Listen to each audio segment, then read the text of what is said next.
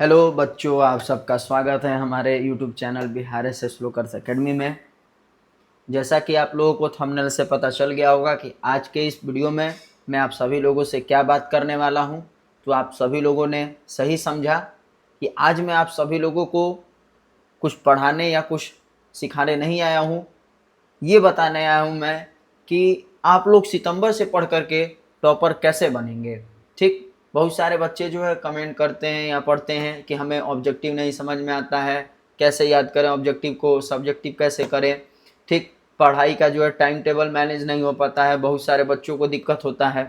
तो आज मैं आप सभी लोगों को इन सारे परेशानियों से दूर करूंगा, और जिन्होंने अभी तक पढ़ाई स्टार्ट नहीं किया तो उन सभी लोगों के लिए यह महत्वपूर्ण वीडियो रहने वाला है। तो आप लोग बिना स्किप किए हुए जो है इस वीडियो के साथ जरूर बने रहिएगा, और वीडियो अच्छा लगे तो अपने दोस्तों में शेयर कीजिएगा। नए लोग होंगे तो चैनल को सब्सक्राइब कर लीजिएगा, बेल आइकन को प्रेस कर दीजिएगा। और चलते हैं अपने इस आज के टॉपिक पर। आज का हमारा टॉपिक है कि सितंबर से पढ़कर जो हम लोग टॉपर कैसे बनेंगे। सितंबर से पढ़ करके आप सभी लोग जो टॉपर कैसे बनेंगे, हर बच्चे का सपना होता है, बहुत लोगों का, कि हम टॉपर बने, अच्छा मार्क्स आए हमारा। लेकिन पढ़ाई जो वो लोग जिस तरीके से टॉपर करते हैं वो नहीं कर पाते हैं। तो आइए हम बता रहे हैं आप लोगों को कि सितंबर से पढ़ करके, यानी सितंबर का महीना स्टार्ट होने वाला है, तो सितंबर से पढ़ करके हम टॉप कैसे करें। क्योंकि हमारे पास समय कम बचा हुआ है। आप लोगों को मालूम ही है कि हमारा जो बोर्ड है उसका फाइनल एग्ज़ाम जो है 1 फरवरी या 2 फरवरी से शुरू हो जाता है। ये फिक्स है, इसमें कोई परिवर्तन नहीं होता है। पिछले 3-4 साल से हम लोग देखते हैं कि फरवरी के महीना में 1 फरवरी से जो है 2 फरवरी से या फिर हमारा एग्ज़ाम 12th का स्टार्ट हो जाता है, बोर्ड का 10th का जो है इसके बाद शुरू होता है। तो यानी मोटा मोटी हम लोग जानते हैं कि फरवरी में हमारा फाइनल एग्ज़ाम होता है। तो अभी सितंबर का महीना स्टार्ट होने वाला है, तो कैसे सितंबर से मैनेज करें पढ़ाई को, क्योंकि आप लोगों के पास केवल और केवल तैयारी का 4 महीना बचा हुआ है। जनवरी को रिवीजन के लिए छोड़ दें तो केवल तैयारी के लिए आपके पास 4 महीना बचा हुआ है। तो इन 4 महीना में आप अपने सारे सब्जेक्टों को कैसे कवर करेंगे, तो आइए मैं एक एक करके उन सारी बातों को आपको बताता हूँ। सबसे पहले जो है आप लोग क्या कीजिएगा कि अपना सिलेबस को समझिएगा और उसको जो है डिवाइड कर दीजिएगा, मतलब बांट दीजिएगा अपने सिलेबस को। अब उसको सिलेबस को जो है इजी बनाने के लिए सबसे पहले क्या करना है कि हमें सिलेबस को पहले ऑफिशियल सिलेबस को डाउनलोड करना है, उसकी जानकारी हमें जानना है। यानी कि जो भी सब्जेक्ट आपका है, अगर आप आर्ट्स के विद्यार्थी हैं, साइंस के विद्यार्थी हो, कॉमर्स के विद्यार्थी, जो सब्जेक्ट आप लिए हैं, ठीक, तो आप अपने सब्जेक्ट को, सिलेबस को देखिए कि क्या हमारा एक सब्जेक्ट का सिलेबस है, क्या पढ़ना है, क्या चीज़ है उसमें। ठीक, तो वो सारे सब्जेक्ट के सिलेबस को अच्छे से पढ़िए, ऑफिशियल सिलेबस को देखिए क्या है। अगर आप लोगों को दिक्कत हो रहा है तो हमारे चैनल पर जो मैं सब्जेक्ट पढ़ाता हूँ आर्ट्स के विद्यार्थियों के लिए, साइंस हो गया, साइंस का रहे, साइकोलॉजी हो गया, हिंदी हो गया, इन सारे सब्जेक्ट का मैं सिलेबस दिया हूँ, तो उसको आप लोग देख सकते हैं। और सिलेबस के बाद आप लोग उसको 3 भागों में यानी 3 हिस्सों में बांट दीजिए। पहला जो हिस्सा है वो ईजी है, दूसरा मीडियम है और तीसरा हार्ड है। यानी आप अपने सिलेबस को पढ़ने के लिए क्या करिए, 3 भागों में बांट दीजिए, ईजी, मीडियम, हार्ड। ईजी में क्या होगा कि जो पहले आपको आता होगा, जो आसान होगा, उसको आप रखिएगा कि पहले उसको आप लोग पढ़ लीजिएगा। मीडियम वाले में थोड़ा प्रैक्टिस करना होगा, मतलब थोड़ा सा आपको हार्ड लगेगा तो उसको प्रैक्टिस करिएगा तो आपको आ जाएगा।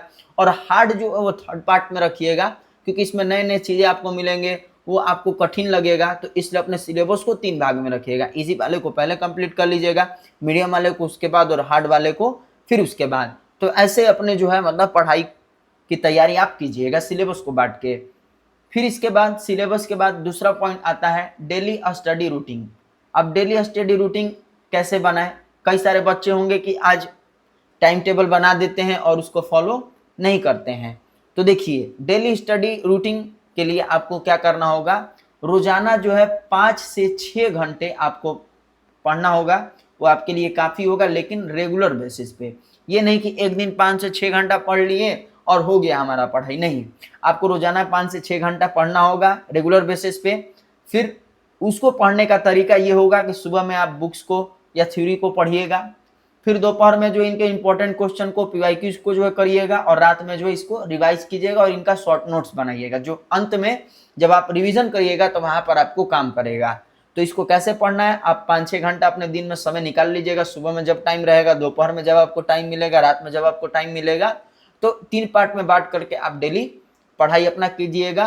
5 से 6 घंटा कम से कम आप लोगों को देना है। अगर साइंस के, कॉमर्स के विद्यार्थी हैं, मैथ है आपका सब्जेक्ट, ठीक, प्रॉब्लम है उसमें, मैथ में आपको दिक्कत होता है ज़्यादा, तो उसके लिए आप समय आप एक्स्ट्रा निकाल सकते हैं, लेकिन रोजाना 5 से 6 घंटा तो रेगुलर आप पढ़ाई कीजिए।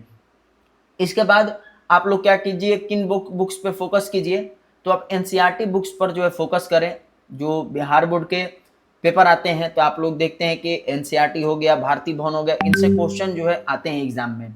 तो बोर्ड एग्जाम में ज़्यादातर प्रश्न एनसीईआरटी से भी आता है, तो इसलिए आप एनसीईआरटी बुक्स को पढ़ें, और एक्स्ट्रा बुक्स को जो है वो बाद में रखें। मतलब पहले एनसीईआरटी को कवर कर ले, फिर भारती भवन हो गया, एसपीपीडी हो गया, इसको जो है वो रेफरेंस मतलब कि बाद में भी इनको पढ़ सकते हैं, एक्स्ट्रा बुक को भी, जब आपके पास समय रहे तो। लेकिन पहले एनसीईआरटी को ही आप खत्म करिए, कंप्लीट कीजिए, ठीक। इसके बाद आप लोग क्या कीजिएगा कि प्रीवियस ईयर क्वेश्चन पेपर को जो है सॉल्व करिएगा। यानी जब आप सिलेबस अपना कंप्लीट कर लेंगे इन महीनों में, डेली के टाइम के अनुसार जो है 5 से 6 घंटा आप लोग पढ़ाई कर लेंगे, तो उसी दौरान आप क्या कीजिएगा कि कम से कम जो है पिछले 5, 6, 7 साल में जो क्वेश्चन पेपर पूछे बना, मतलब क्वेश्चन पेपर है, उनका आप हल कीजिए। और फिर उसके बाद जो है इससे आपको पता चलेगा कि एग्जाम पैटर्न और क्वेश्चन जो है आपको समझ में आएगा। मतलब एग्जाम पैटर्न क्या है, पिछले 5-7 सालों में कैसा प्रश्न आया है, कैसे क्वेश्चन पूछा है, और कैसा कैसा क्वेश्चन जो है मतलब आया है जो बार बार रिपीट किया है, तो बार बार आने वाले प्रश्न भी आपको समझ में आएंगे। तो इसलिए प्रीवियस ईयर क्वेश्चन पेपर को आप सॉल्व जरूर कीजिएगा आप लोग, ठीक। फिर इसके बाद क्या होगा कि आंसर राइटिंग प्रैक्टिस, मतलब आप लिखने का भी आप लोग प्रैक्टिस कीजिएगा। जैसे प्रीवियस ईयर क्वेश्चन है पीवाईक्यू तो आप लोग कीजिएगा ऑब्जेक्टिव के लिए, लेकिन आंसर राइटिंग प्रैक्टिस भी आपको करना है। जैसे प्रीवियस ईयर क्वेश्चन लिए तो उसका ऑब्जेक्टिव का प्रैक्टिस किए, तो सब्जेक्टिव का भी आप लोग प्रैक्टिस कीजिएगा, जिससे आप जो है आप आंसर नीट एंड क्लीन लिखना सीख सकते हैं। और बोर्ड में क्या होता है कि स्टेप बाय स्टेप आंसर लिखना भी बहुत मैटर करता है, क्योंकि इससे भी नंबर मिलता है। अच्छा राइटिंग रहेगा, डायग्राम आप बनाइएगा, हेडिंग दीजिएगा, पॉइंट दीजिएगा, तो इससे क्या होगा कि पेपर अच्छा दिखने में लगेगा, तो इस आपको एग्जामिनर नंबर भी देगा। तो आप आंसर राइटिंग भी प्रैक्टिस कीजिएगा। और साथ ही साथ आगे ध्यान देना है आप लोगों को कि वीकली टेस्ट सेल्फ एनालिसिस, यानी वीकली टेस्ट भी आपको देना है। यानी प्रीवियस ईयर क्वेश्चन तो आपको करना ही, साथ ही साथ एक मॉक टेस्ट भी लगाना है आपको। हर हफ्ते में एक टेस्ट भी देना है खुद को जांचने के लिए, और जो भी मिस्टेक्स होंगे या नोट होंगे, मतलब जो भी मिस्टेक्स होंगे उनको आप नोट करेंगे और अगली बार जो इनको इम्प्रूव करेंगे। मतलब कि कहने का मतलब ये हुआ कि मान लीजिए आज हफ्ता भर आप पढ़ाई किए, ठीक, और फिर उसके बाद जो है एक उसी के अनुसार एक मॉक टेस्ट लगाए। इसमें अगर आप कुछ गलतियां किए तो उन गलतियों को जो है आप नोट डाउन करेंगे कि क्या आप गलती किए, फिर उससे पढ़ाई करेंगे। फिर नेक्स्ट वीक में जो है आप फिर से मॉक टेस्ट देंगे, तो अगर आप उन गलतियों में सुधार कर रहे हैं तो अच्छा बात है, इम्प्रूव कर रहे हैं। लेकिन नहीं सुधार कर रहे हैं तो आपको और भी मेहनत करने का जरूरत है, क्योंकि प्रैक्टिस करिएगा, सुधार लाइएगा, तभी आप सफल हो पाएंगे। तो इसलिए मॉक टेस्ट हर हफ्ते में एक दीजिए, मिस्टेक होगा तो उसको नोट कीजिए और अगली बार उसको इम्प्रूव कीजिए। फिर इसके बाद आता है रिवीजन स्ट्रेटजी।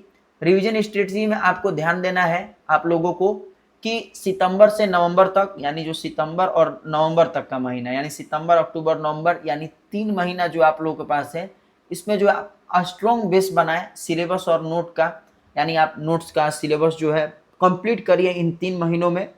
और दिसंबर का अपना समय रखिए रिवीजन का और मॉडल पेपर का। जो दिसंबर का महीना आएगा तो इसमें आप केवल रिवीजन का समय दीजिए, मॉडल पेपर का आप लोग जो है समय दीजिए कि मतलब कि मॉडल पेपर से आप प्रश्नों को हल कीजिए, देखिए कि कैसा प्रश्न आया। और जनवरी में फाइनल टच और इम्पोर्टेंट टॉपिक को आप लोग पढ़िए। मतलब फाइनल टच कहने का मतलब कि फाइनल डिवीजन करिए, इम्पोर्टेंट जो टॉपिक होगा उसको कवर कीजिए, और अपने मन में जो है पॉजिटिविटी लाइए। मतलब ऐसा नहीं है कि आप पढ़ाई कर रहे हैं तो सोच रहे हैं कि हमसे हो पाएगा कि नहीं हो पाएगा। और हेल्थ पे भी जो आप लोग ध्यान दीजिए और माइंडसेट भी आप लोग रखें, क्योंकि बहुत सारे बच्चे क्या करते हैं, बहुत ज़्यादा घंटा जो है एग्जाम टाइम आने वाला रहता है तो पढ़ने लगते हैं। जैसे 10 घंटा 12 घंटा पढ़ेंगे, नींद जो है प्रॉपर नहीं लेंगे, तो नींद प्रॉपर नहीं लेंगे तो तबीयत खराब हो सकता है, हेल्थ पर इशू पड़ सकता है, जिससे आप एग्जाम नहीं दे पाएंगे, ये भी समस्या आ जाएगा। तो इसलिए हेल्थ पे जो है आप लोग खुद ध्यान दीजिए, माइंडसेट कीजिएगा, टाइम पर सोइएगा, टाइम पर जगिएगा, जो प्रॉपर डाइट आप लोग लीजिएगा, खाना पीना भी अच्छे से खाइएगा, एक्सरसाइज भी आप लोग थोड़ा बहुत कीजिएगा जिससे आपका हेल्थ अच्छा रहे, और पॉजिटिव माइंडसेट आप लोग रखिएगा। आप ये सोचिएगा कि मैं कर सकता हूँ। बोर्ड का एग्जाम कोई इतना बड़ा पेपर नहीं है कि जिससे आप सोचिएगा कि नहीं हो पाएगा। आपको सोचना है, पॉजिटिव सोचना है कि आप कर सकते हैं, आपसे जो हो पाएगा। तो ऐसा पॉजिटिव माइंडसेट के साथ आप लोग तैयारी कीजिएगा तो आप लोग अवश्य ही 2026 के बोर्ड एग्जाम में टॉपर बन जाइएगा। और बाकी जो सब्जेक्ट मैं पढ़ा रहा हूँ, अगर उन सभी के साथ मेरे साथ जो अगर आप पढ़ना चाह रहे हैं तो आप डेली हमारे हिंदी मनोविज्ञान की क्लास को ज्वाइन कर सकते हैं। और बहुत जल्दी आप लोगों के लिए ज्योग्राफी का भी क्लास मैं स्टार्ट कर रहा हूँ, तो आप लोग ज्योग्राफी भी हमारे साथ पढ़ सकते हैं। बाकी आज का ये वीडियो आप लोगों के लिए कैसा लगा कमेंट में आप लोग ज़रूर बताइएगा। और जो लोग नए होंगे वो चैनल को सब्सक्राइब कर लेंगे, बेल आइकन को प्रेस कर देंगे, ताकि हमारे वीडियो के नए नए अपडेट आप सभी लोगों तक पहले पहुंच सके। मिलते हैं अगले क्लास में, तब तक के लिए स्वस्थ रहिए, मस्त रहिए, धन्यवाद।